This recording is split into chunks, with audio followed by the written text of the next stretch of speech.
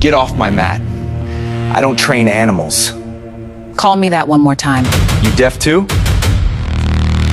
Your kind never belonged here. I'm here. You about the kids you're hurting. Kids? You don't tell me how to run my gym. Travis Holloway, Jiu-Jitsu instructor, black belt, gym owner, shoved her to the floor, grabbed a white belt, whipped it across her face. The snap echoed. $1,000 says you don't last 60 seconds with me. Her hands were shaking. Her cheek was burning. 60? That's way too generous. 14 Barrel seconds. technical on. That's all Bianca Whitfield 3:14. needed. Nobody was laughing 14 seconds later. But this story isn't about those 14 seconds. It's about what a man with power, money, and lawyers did when the whole world watched him lose to the woman he called an animal. Before that night, nobody knew Bianca Whitfield could fight. Nobody was supposed to. She lived in Durham, North Carolina, small apartment.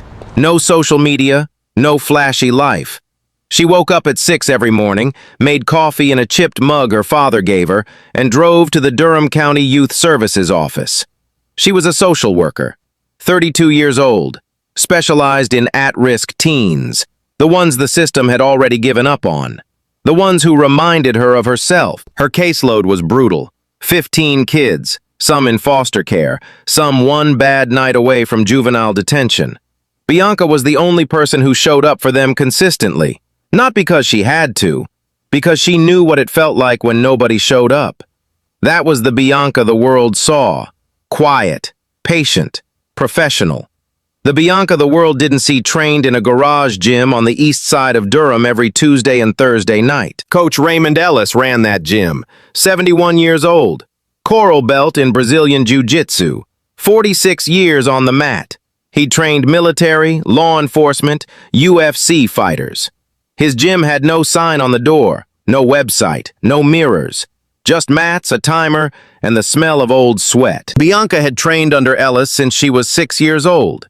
Before Ellis, her father taught her. Darnell Whitfield, Army combatives instructor, 22 years of service. He started drilling her before she could ride a bike. By 20, Bianca was competing at brown belt level, fast, technical, ruthless on the ground. Coaches around the state called her the Whisper because opponents never heard her coming. Then her father died. Heart attack, right there in the arena. Second round of her semifinal match at the Carolina Open. She was on the mat when it happened, heard the commotion, saw the paramedics. By the time she reached him, his eyes were closed. She never competed again. 5 years. No tournaments, no public training. She told herself she was done. But every Tuesday and Thursday, she still showed up at Ellis's garage. Still drilled, still rolled. Muscle memory doesn't forget. Neither does grief. Ellis never pushed her. He just kept the mat clean and the door open. He understood that some wounds close on their own schedule. Now, Travis Holloway. If Bianca was a whisper, Travis was a loudspeaker. He owned Holloway Combat Academy, the biggest martial arts gym in Durham. Flashy storefront, 80,000 followers on Instagram, sponsorship deals, weekend seminars at $200 a seat. His black belt hung framed behind the front desk like a diploma. But in the jiu-jitsu community, people talked. His lineage was murky. His promotion was fast, too fast. He'd skipped the years that real black belts grind through. None of that mattered to his followers. Travis sold confidence. He sold dominance. His slogan, "Weakness leaves or gets left," was printed on every shirt in his merch line. His gym culture matched the slogan. Beginners got hazed. Smaller students got smashed by upper belts in sparring. If you complained, Travis called you soft. If you quit, he posted about it. Parents loved his marketing. Kids feared his methods. Two of those kids, Jamal Turner, 15, and Devin Price, 14, were on Bianca's caseload. Both enrolled at Holloway's gym through a county-sponsored youth fitness program. Both had been doing well in school. Both had started showing up to sessions quieter than usual. Bianca noticed. That's what she did. She noticed things other people walked past. She pulled up Jamal's file. Attendance dropping, grades slipping, a note from his foster mother. He doesn't want to go to practice anymore but won't say why. Bianca decided to visit the gym, just to observe, just to make sure the kids were okay.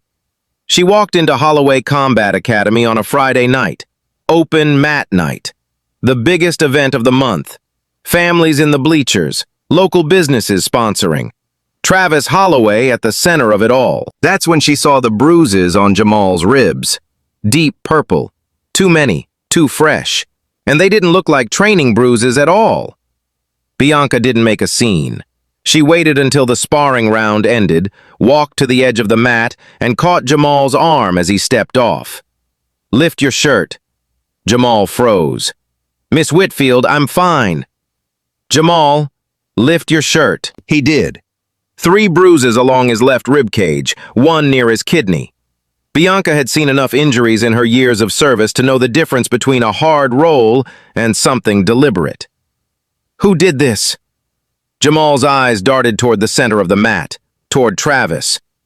"It's just training, Miss Whitfield. He says it toughens us up." Bianca squeezed his shoulder. "Go sit down." She walked straight to Travis. He was mid-conversation with a sponsor, laughing, shaking hands. She waited until he turned. "We need to talk about how you're training the minors in this program." Travis looked at her like she was a stain on his mat. "Who are you?" "Bianca Whitfield, Durham County Youth Services. I oversee 2 of your students." "And?" "And one of them has bruises that don't come from normal sparring." Travis crossed his arms, smiled. "Lady, this is a combat gym, not a daycare. Kids get hit. That's how they learn. There's a difference between learning and getting hurt." "Yeah? And who are you to tell me the difference? You ever been on a mat in your life?" "That's not what this is about." "Nah, that's exactly what this is about." Travis stepped closer. His voice got louder. Heads turned. "Some desk jockey from the county walks into my gym and tries to tell me how to train fighters? You don't know the first thing about this world." "I know what a bruised rib looks like on a 14-year-old. The room went quiet. Travis felt the eyes on him. He didn't like that. He never liked being challenged, especially not here, especially not by her. "You need to leave, now." "I'll leave when I'm sure those kids are safe." "They're safer here than wherever the county dumps them." Bianca held his stare for 3 full seconds. Then she turned and walked out. In the parking lot, she sat in her car, engine off, hands gripping the wheel, not shaking from fear, shaking from everything she didn't say. That night, Jamal called her, crying. Travis had kicked him out of the gym in front of everyone, called him a snitch, told him real fighters don't run to social workers. Jamal was 15, and he was sobbing. Travis didn't let it go. Men like him never do. The next morning, a video appeared on his Instagram. 60,000 views in 4 hours. The caption read, "Karen from the county tried to shut down my gym last night. Couldn't handle watching real training. This is what's wrong with America." The clip was edited. Cut to make it look like Bianca had barged in screaming. Cut to make Travis look calm, reasonable, patient. Cut to remove every word he'd actually said. His followers did the rest. "Who is this woman? Someone find her name. She probably can't even do a push-up." Within 24 hours, they found her. Bianca Whitfield, Durham County Youth Services. They posted her work address, her office phone number, her photo from the county website. The messages started. "Mind your own business. Stay in your lane. Go back to pushing papers. Nobody asked you." Some were worse, much worse. The kind of messages that make you check your locks at night. Bianca didn't respond to any of them. She screenshot everything and filed it, but the damage was already spreading. Monday morning, her supervisor, Linda Dawson, called her in. "Bianca, I've gotten 14 calls this weekend. Parents, board members, a county commissioner." "About what?" "About you harassing a local business owner." "Harassing? I asked about bruises on a minor." Linda sighed. "I believe you, but the optics are bad. His video has 100,000 views. The county doesn't want this kind of attention." "So what are you saying?" "I'm saying stay away from that gym, for now." "And the kids?" "We'll reassign the case." Bianca left the office with her jaw tight and her fists in her pockets. Reassign the case. That meant nobody. That meant Jamal and Devin were on their own. That same week, things got worse at Holloway's gym. Devin's foster mother called Bianca directly. Devin came home limping, said Coach Holloway made him spar with an adult, a grown man. Devin weighs 110 pounds. Did he say anything else? He said Coach told him this is what happens when people snitch. Bianca closed her eyes. This wasn't training.